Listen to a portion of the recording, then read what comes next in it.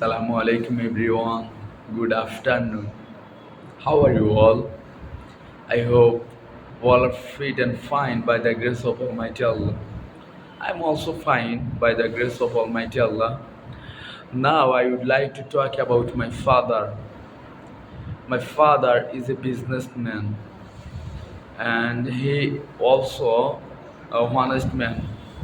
He runs his business very with honestly, and my father loved me very much, and my father take cares of our family is very honestly, and he taught me uh, you will be a honest man, and my father taught me good manner. So, Alhamdulillah, I'm so happy. Allah subhanahu wa ta'ala gives me my honest father. So, everyone take care of your father and loves your father very much.